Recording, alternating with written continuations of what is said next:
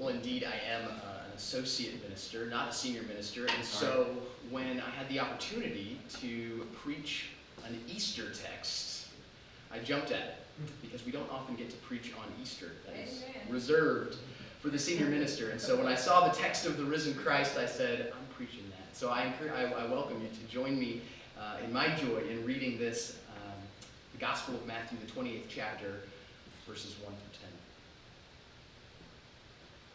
After the Sabbath, as the first day of the week was dawning, Mary Magdalene and the other Mary went to see the tomb.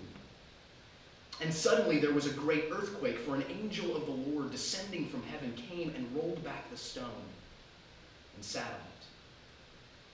His appearance was like lightning, and his clothing white as snow. For fear of him, the guards shook and became like dead men.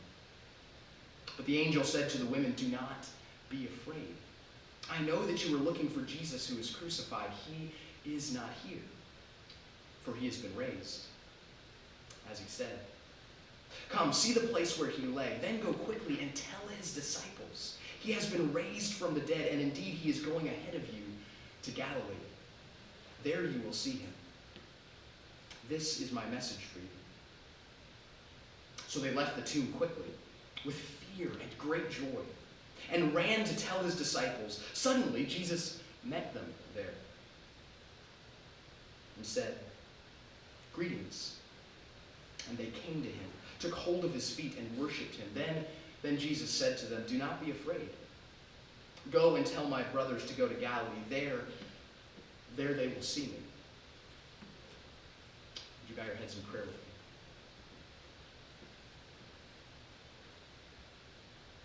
Gracious God, we give you thanks for gathering us together around this text of resurrection.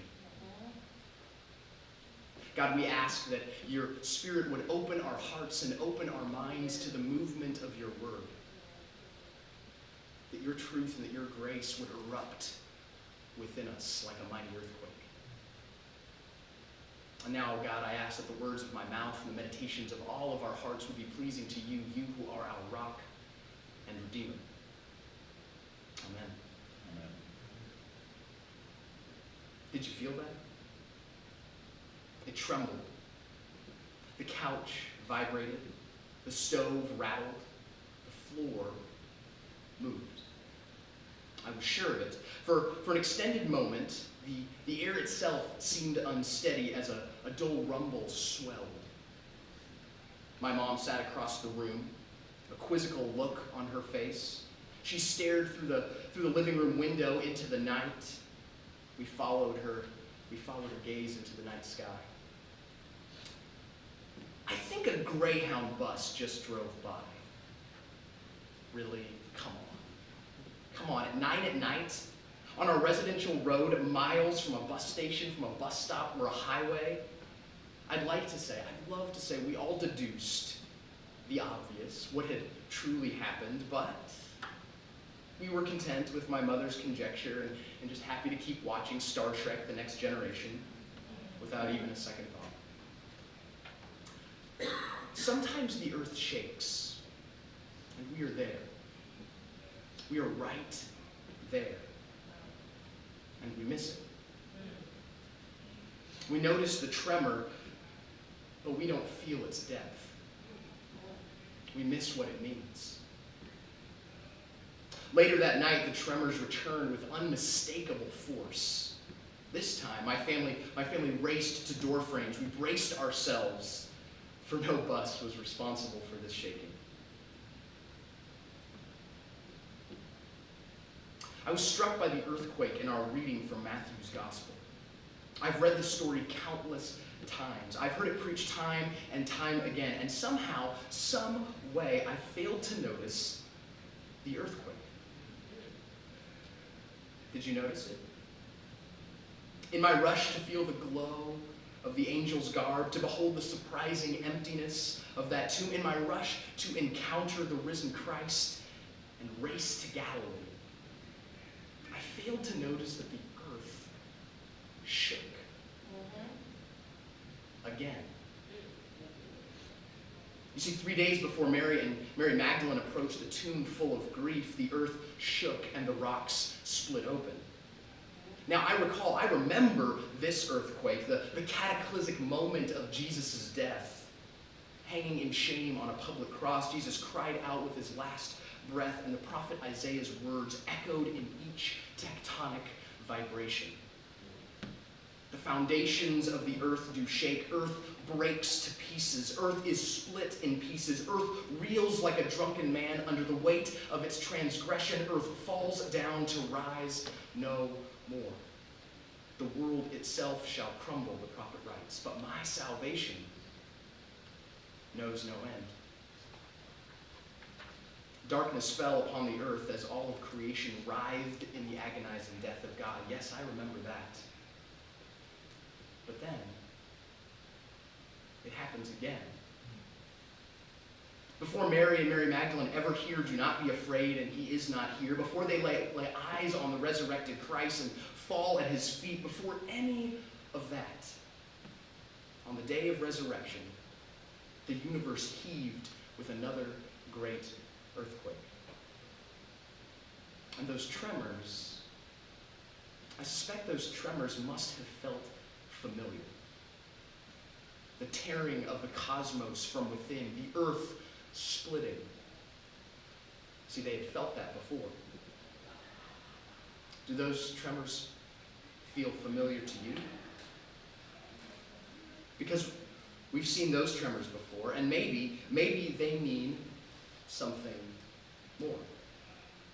Maybe the quaking tells us a story.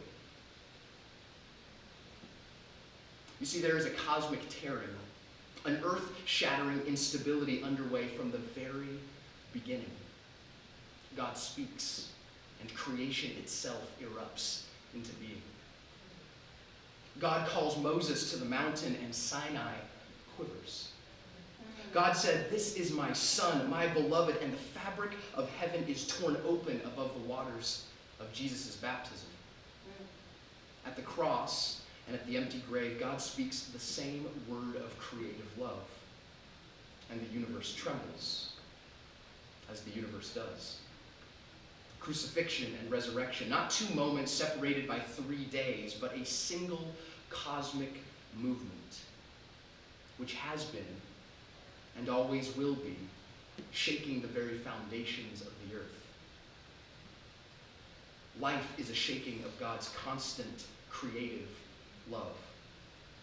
The earth's foundations were born to shake. The earth is still shaking.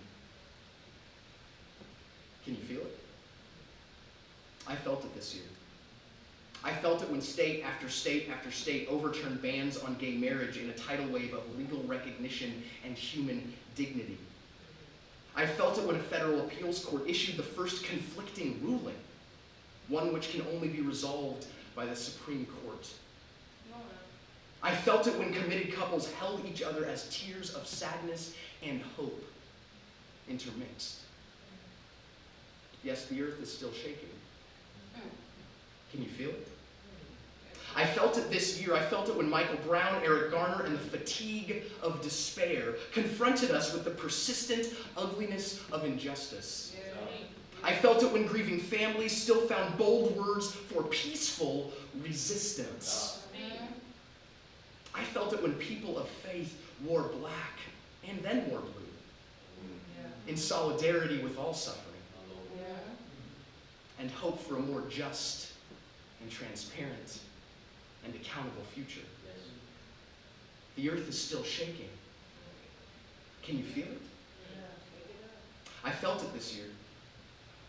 I felt it when I welcomed the new year in loneliness.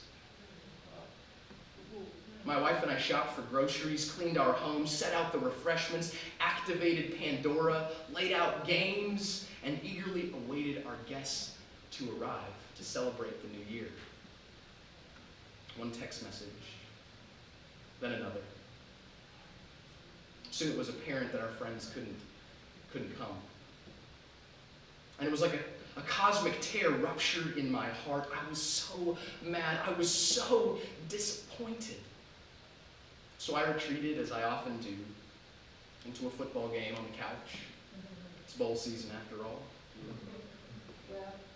And my wife invited me to two-step around the kitchen table to celebrate the new year in our silly way, as we sometimes do, but I didn't want to. The tremors of an empty house were far deeper than I realized, and I wanted the stability of the sofa. It wasn't until the next morning, after a night of arguing with my wife and hating every futile effort to be with friends, that the earthquake finally shook me. "What's really wrong?" my wife asked. I shed the hollow smile that I've worn for months. Words I barely recognize poured from my mouth. I confess my heart aches every day for the children that we don't have, for our miscarriages, for our childlessness. The emptiness of our house torments me. And the earth shook. I felt it when my wife wrapped me in her arms, finally able to touch the tender pain I've carried and not confessed. Finally able to hold the hurt that I've hidden.